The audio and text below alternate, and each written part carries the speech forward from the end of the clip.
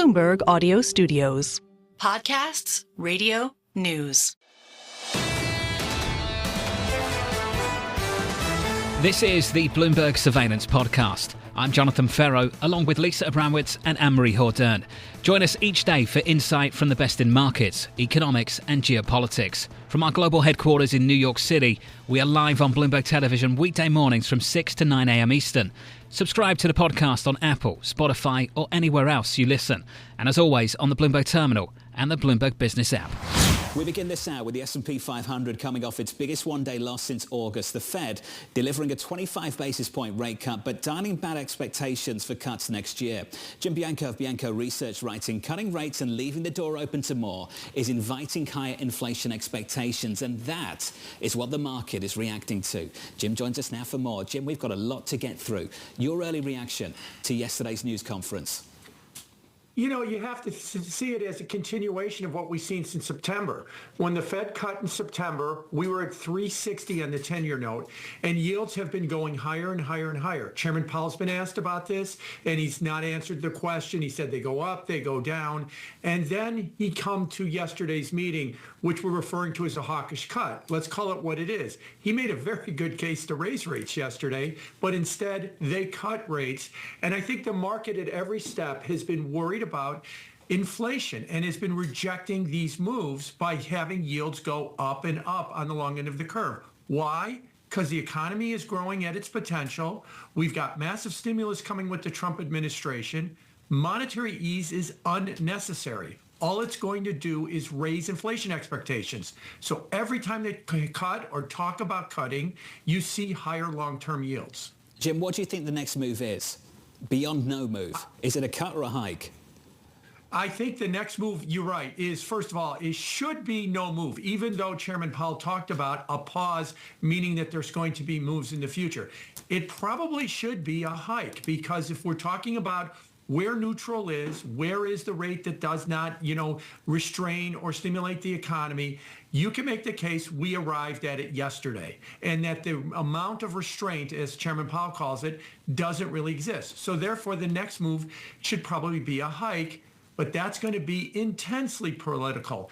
President Trump wants to fire Powell. President Trump would go crazy if he saw the Fed raise rates. So they're trying to thread this needle from a political standpoint, in my opinion, and they're coming up with an answer that is satisfying nobody.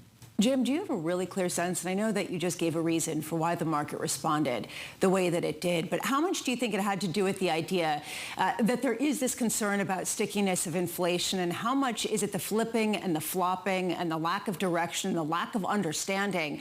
What models are driving any further Fed decisions? Oh, I think that you're right, that it is a flipping and a flopping. We're not exactly sure where they are going. You remember in the summer, we got all worried about the unemployment rate, as you pointed out. That was the basis of the Jackson Hole speech.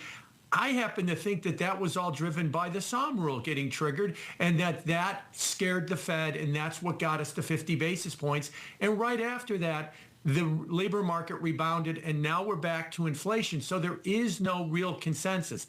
Add to that, as you pointed out, there were potentially 4 dissenters at this meeting, although officially there's only been one because 4 of them not listed their 2024 dots as being unchanged. And this is a Fed that is probably deeply divided, that don't have a clear idea among themselves what they should be doing next. And when Chairman Powell goes out there and tries to tell us that here's the policy, there is no policy. There is just, kind of questions, and there's dissent all over the place, and that is showing up in the market. Jim, in some ways, the Fed put has been taken away. The comfort that at some point, the default for this Fed will be the recalibration to lower rates, because it seems like they're very close to that neutral rate. I just wonder, going forward, how much this is a Fed that welcomes the weakness that we saw yesterday in the markets, that actually welcomes some of the sell-off, that takes a bit of the pockets of froth down a notch. Oh, I think that they probably do welcome the idea that these frothy markets, especially in post-election, especially in the more speculative markets like crypto, have been worrisome for them, and they would like to see them pull down. But I don't think they like the idea that these frothiness is coming away because everybody's screaming they just made a policy error, and that's why the frothiness is coming away. But yes, I think that in the long run, they would probably like that. But again, that puts them at odds with incoming President Trump because he values or he views his success of his administration by rising stock prices. And the Fed is now probably saying, well, at least we got stock prices down and got some of the froth out of the market. So it's going to be a very tumultuous 2025 if we continue down this path. Neil Dutta of Renmax said it immediately after the news conference yesterday, Jim. Neil came on the program and said this Fed is on a collision course with the incoming administration. Jim, how do you think that plays out through the next 12 months? Oh, I think it's going to play out, not well at all, because I'm going to take Scott Bessent, the incoming Treasury Secretary, as his word that there's probably going to be a shadow Fed. That is the idea that they're probably going to nominate Kevin Warsh early, like this summer. So we're going to have a Fed chairman, we're going to have a future Fed chairman, and we're going to have two people to kind of listen to, and that will add to the confusion as well. So this is not going to be something where they're just going to clash with the administration. It's going to be open warfare, and we're going to have probably potentially a future Fed chairman to sit there and question what the current Fed chairman is doing. Jim, that will not be music to the ears of people in Brazil, to people in Japan, and by people I mean policymakers. Dollar yen right now, briefly through 157.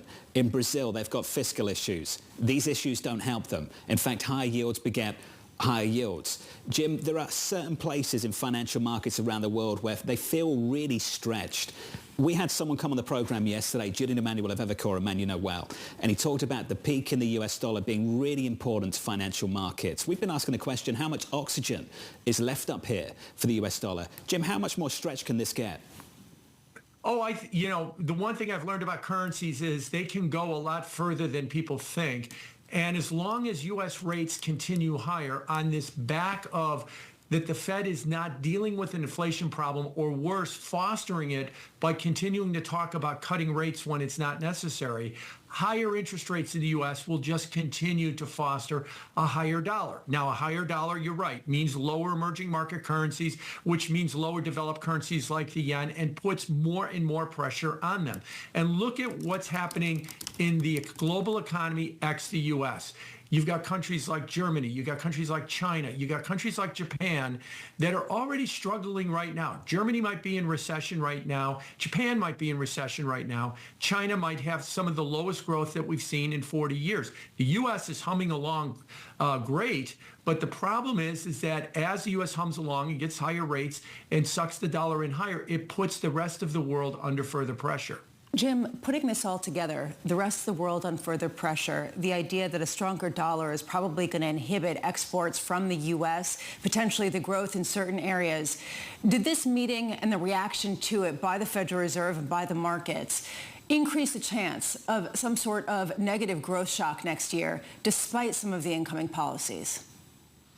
It can. I mean, if you go back and you look at recent history, 6 years ago today was the day that Powell had another press conference where there was a very bad reaction in the market. That was when he announced QT, and it was going to be like watching paint dry, and the market thought it wasn't going to be like watching paint dry, and it had a very toxic reaction to it. 2 weeks later, we got the Powell pivot when he went to Atlanta at the NABE conference and basically pulled a piece of paper out of his pocket and said, okay, those policies announced 2 weeks ago, we're going to completely reverse them. So maybe we see something like that in the next couple of weeks out of him. It would be, there's a precedent for it, that he changes the policy.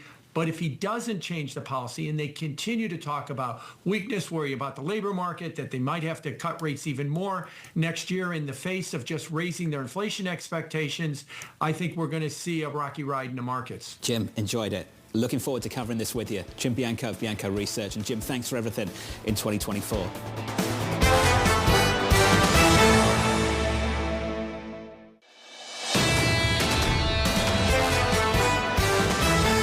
This is Donald of RBC writing, there is no consensus, no conviction in this FOMC, so trying to decipher their perspective/bias as a whole is probably a fool's errand. I'm pleased to say that Francis is with us around a table. Francis, good morning. Good morning. No consensus. Does that make it pretty tricky for the chairman to offer any particular view for 25? Very difficult to give his view of what will happen, but not only is there not consensus from the Fed about what is happening right now and what's going on, but where will we be in 12 months? Now, no forecaster, public or private, knows where we're going to be in 12 months. We don't know what policies are coming through, their magnitude, their timing, but we do know the direction of where things will go, and that is that incremental policies will be inflationary and probably drag on growth.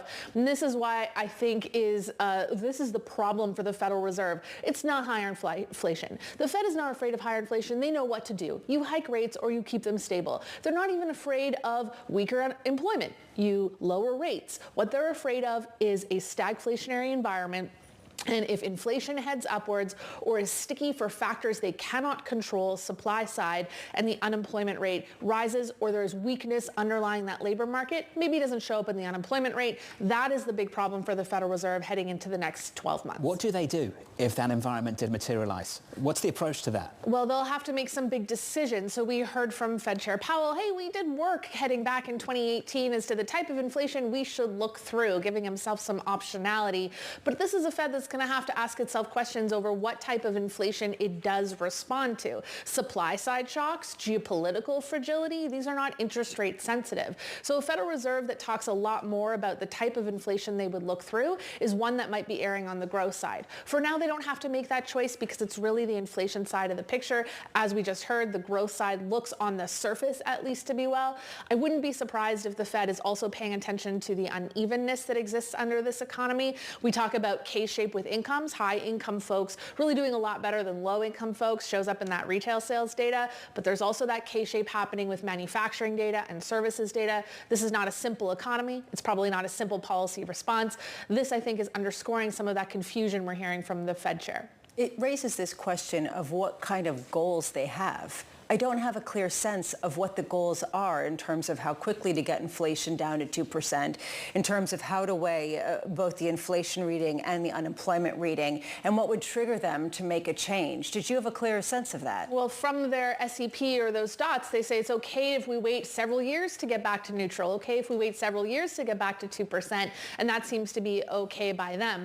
One of the challenges, I think, is this unevenness that exists under the surface. That unemployment rate is going to stay mechanically lower even as the labor market softens. This is a demographic story. And if we see deportations en masse, that could also contribute to the unemployment rate looking a lot better than the health of the underlying labor market. So this is a Fed that's going to have to look beyond its simple mandate, price stability and low and stable employment, and start asking questions about whether they're targeting the right numbers, or at least expanding the numbers that they're looking at in a more formal setting. Does it make you more nervous to own risk, to buy risk, to take risk at a time of this much uncertainty and a real confusion, or at least disagreement among Fed members? It will make anybody nervous to take risk. It will be more difficult for businesses to action on plans that they're going to take, or even for households to know what will interest rate policy look like moving forward. We're talking a lot about the market reaction and the idea that the market has moved to 2 or 1 cut for next year. That's fine. But how many business owners in the United States and globally incorporated a 10-year above 4%, and we're incorporating the idea that actually rate hikes could become part of the conversation? I don't believe that this is part of America's planning. And more importantly, I don't think it's part of the globe's plan, because let's not forget, this week we have China yields collapsing. We had 3 out of 7 G7 countries have governments that went through sizable periods of problems. And we have, as you noted, John, really serious geopolitical fragility. This is not a global economy that can withstand 4 to 5% rates the same way the U.S. economy can. And while the Fed will say, we're focused on our own domestic economy, unfortunately, the rest of the world is going to be receivers of that Fed policy as well, and they are not in the same position as the American exceptionalism. Saw that in emerging markets yesterday, that's for sure, in foreign exchange in EM. I'd love your thoughts on this whole debate around neutral. Ahead of this decision, Governor Waller came out and said we were some way off neutral, we could keep on cutting interest rates. I'm paraphrasing, but that was the essence of the message from the governor. Where do you think we are relative to neutral, and where are they? Because I was pretty confused by some of the commentary in the news conference. Well, there's certainly this new concept of short-term neutral versus long-term neutral. So where we should be in the short term is different than where we should be in the long term. I think that's really being fueled by the surprisingly massive amount of fiscal spending. We, I think, in the general consensus, are downplaying just how impactful the most amount of spending per GDP that we have seen outside of a recession in American history. I mean, this is massive, and it's distorting data. And when we talk about American exceptionalism, yes, we have productivity and AI, but guess what? A lot of other countries could be growing at 3% if they were spending as much as the U.S. was spending on the government side as well. So that's really distorting short-term neutral, but there's a lot of concepts being thrown around, and my sense is, as I listen to this is a lot of trying to find reasons why they can stay on hold. This is a Fed that wants to stay on hold until they get some sort of crack in the data in one direction or another. This is probably where they're going to stay. Francis, it's good to see you. Nice. Always fantastic. Nice. Thank you. Francis Donald there of RBC.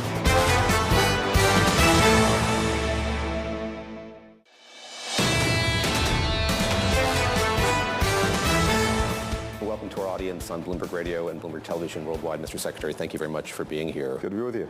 Many ways we could go here, but let's start with Syria. And you've described this moment as one of both promise and peril. That's right. You have what seems like a de facto government that is a designated terrorist group, and you've said that the U.S. has been in contact with HTS. What specifically have they said? I know there are other groups operating in the country as well, but what have they said about how they might govern if this is how it all shakes out? What we've heard them say is positive. The question is, what are they actually going to do? We brought together with Jordan countries from around the region last week. We had Turkey, we had Iraq, we had the Gulf states, Jordan, Egypt, European partners. And we came together to set expectations. What is the international community? What are the neighbors looking for as this transition takes place in Syria? And we all agreed. We want to see something that's inclusive, that's non-sectarian, that respects minorities, women, that deals with any chemical weapons that may be remaining in Syria, that doesn't ally with ISIS or any of the terrorist groups that are there. And the reason that's so important is we want to make it clear to HTS and all of the emerging authorities that the recognition that they seek, the support that they seek and need from the international community, well, there's certain expectations that come along with that. And as I said, we've heard positive statements coming from Mr. Jalani, the leader of HTS, but what everyone is focused on is what's actually happening on the ground. What are they doing? Are they working to build a transition in Syria that brings everyone in? If they do that, and if they meet some of these other tests that the international community is looking for them to meet, then I think you can see something very positive. And here's what it is. For the first time in decades, the people of Syria can go forward without a dictator, without a terrorist group dominating their lives, without one sect or one group running things at the exclusion of others, and without foreign power calling all the shots. That's the opportunity, but it really requires HTS and other groups that are there to move forward in this inclusive way. You've said that the U.S. wants to help, and I look at this country that has a lot of sanctions that are residual. A lot of sanctions have been in place for decades on Syria. Senator Chris Murphy of Connecticut has called for a temporary suspension of sanctions. Is that something that you would be amenable to, and would that be effective in helping you have more engagement with what may be this new government? So we're looking at all the authorities we have. We're looking at all of the sanctions, not only our own. The United Nations has sanctions on HTS, its leader, and I think what we need to see is actual concrete steps, building an inclusive, non-sectarian government, a transition, eventually getting to an election. As we see these steps taken, then I think we'll be able to respond. Others will be able to respond. That's what we'd like to do. But we need to see concrete action, not simply positive declarations. The EU's chief diplomat has said she's sending a senior representative to Damascus to talk to this new group, talk to this government. Is that something that you would want to do, that you can do, indeed, given the terrorist designation and the sanctions that are in place? We've actually been in direct contact with HTS. On the ground? I can just tell you we've been in direct contact, and we're also looking at getting people on the ground in Syria. I think it's important to have direct communication. It's important to speak as clearly as possible, to listen, to make sure that we understand as best we can where they're going and where they want to go. So we'll be looking at pursuing that in the coming days. I'll pull back and ask you another question about the region, and there's been a lot of speculation that a ceasefire deal could come together. When President Biden spoke about the deal between Israel and Hezbollah, he was asked at the end, do you think you could get a ceasefire deal by the end of your tenure? He said he's hoping and praying. Is there anything that's happened that gives more grounds for hope and prayer going forward here? There is, and the reality is we should logically be able to get this. And I say that with all the caution that comes with that statement because, you know, we've been very close before. And we've had these Lucy in the football moments where you're just ready to kick the football and Lucy pulls it away. But what's changed is this. Hamas knows that the cavalry is not coming to the rescue. For months and months and months, it hoped it would get a wider war with Hezbollah, with Iran, with Iranian-aligned groups coming in and creating more problems from Israel on more fronts and helping Hamas endure. We now know that's not happening. They know it's not happening because of the very important work that was done with us and with others, dealing with the unprecedented Iranian attacks on Israel, dealing with Hezbollah. So I think that's concentrated minds among Hamas on the need to complete this deal. Having said that, you know, it's always incredibly fraught, and it's very hard to get decisions made. It's hard to communicate, and for all of those reasons, even as close as it is, you know, it can still move in the other direction. But we've all been fanning out, working with all of the different partners who can make a difference and who may have some leverage with, communications with Hamas, whether it's Qatar, whether it's Egypt, whether it's Turkey, where I was just last week. The fundamental question right now is Hamas finally prepared to say yes? And if it does, we get the hostages back. We get a ceasefire. We get an immediate, dramatic improvement in the lives of Palestinian children, women and men who've been caught in this horrible crossfire since October 7th of Hamas's making. If they really purport to care about the Palestinian people, they will say yes and do it now. Let me ask you about that horrible crossfire, and it's something that you've written about in a recent essay for Foreign Affairs, the fact that millions have been displaced, tens of thousands have been killed, Gaza has been kind of reduced to rubble. You've made 12 trips to the region. How much regret do you have that kind of sustained level of humanitarian aid hasn't made it into Gaza over the course of this conflict? You know, from day one, we've tried to do several things, going back to October 7th. First, to stand resolute with Israel to try to make sure that October 7th would never happen again. Second, to prevent this war from going wider, because if that happened, if other fronts opened up, whether it was with Iran, whether it was with Hezbollah, these other groups, more death, more destruction, and it would probably prolong what was going on in Gaza. And three, to do whatever we could to make sure that people in Gaza were getting the assistance they need, were getting the protections they need.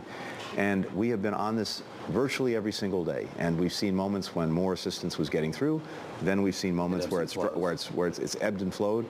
But this has a dramatic effect on the lives and livelihoods of people in Gaza. The last week or 10 days, there has been a noticeable improvement, but we've seen that before, and then we've seen it fall off. The best way to finally deal with the needs of the people would be to end the conflict, would be to get the ceasefire, to get the hostages home. That's the best way, because you have an environment that is unique. You have a population that's trapped in Gaza. It doesn't have anywhere to go. In most other conflicts, people, they can become refugees. That's not a good thing, but it's better than being caught in the middle of a hot war. And also you have an enemy, in the case of Hamas, that's fully enmeshed with the civilian population, living in and under buildings, apartment buildings, schools, mosques, hospitals. That doesn't obviate at all the responsibility that Israel has to try to ensure that assistance gets to people who need it, and that people are protected as best possible. And we've been pushing on that every single day. We've also seen what's possible if there's real sustained focus on this. There was a polio vaccination campaign to make sure that little children in Gaza got these vaccines, and it was very successful. Until there's an end to the conflict, what we've been trying to impress upon the Israelis is the need to bring that same focus in a sustained way on getting assistance to people who need it. Ask you a last question just about the transition that's underway, and you've said of this new administration you want to pass the baton to them so they can get off and running. Forgive me, but it does seem like they are off and running. You had President-elect Trump meeting in France with President Zelensky, President Macron. He's met with Prime Minister Trudeau in Florida. His designate to be the special envoy to the Middle East has been in the region as well. Does that complicate the work that you are doing, having that sort of separate voice, separate foreign policy, for lack of a better word, in the region while you're trying to do your work? Look, There's one president at a time, one administration at a time, but we're in very close contact with the incoming administration. I spent a couple of hours. It does feel novel, though. I mean, we used to talk about the Logan Act. It does feel like these are different circumstances. Look, I think there are a few things. I think there are a few things going on. First, as I said, we've been in very close contact with the incoming administration. I've spent a lot of time with Senator Rubio and Jake Sullivan, the National Security Advisor, with Mike Waltz, his successor. We've had very good, not only conversations, but we're trying to make sure that we're as coordinated as possible so that they know what we're looking at doing in the remaining time that we have. I want to be able to hand off to the incoming administration the best possible hand to play in all of these areas, in all of these challenges, because the world doesn't stop just because we're in a political transition. It's also normal that countries around the world want to hear from the incoming administration. They want to know what they can expect, and so they can get ready for that. As long as we're communicating closely, which we are, and as long as we're working to, again, try to make this handoff as effective as possible so that they can get moving on the run, because there's really no time to wait, then I think that's a good thing. And look, on the Middle East, just to stick with that quickly, we've been working very hard to make sure that as best we can, we actually start to implement plans for a better future for the region, or if we don't have time to fully do that, to be able to hand them off. Not just getting the hostage and ceasefire deal, but having a clear plan for what follows, a day-after plan for Gaza, so that there's no vacuum, that Hamas can refill, that Israel can pull out, and you can have Gaza stand up for its people. Administration, security, reconstruction.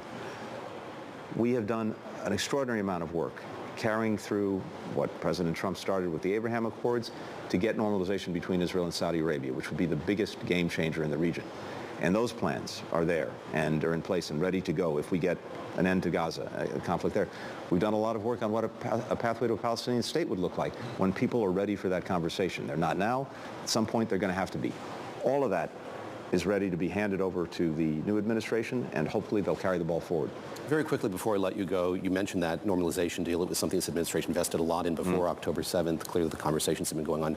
There has been reporting that we're close to a breakthrough there. Can you shed any light on sort of where those conversations stand today?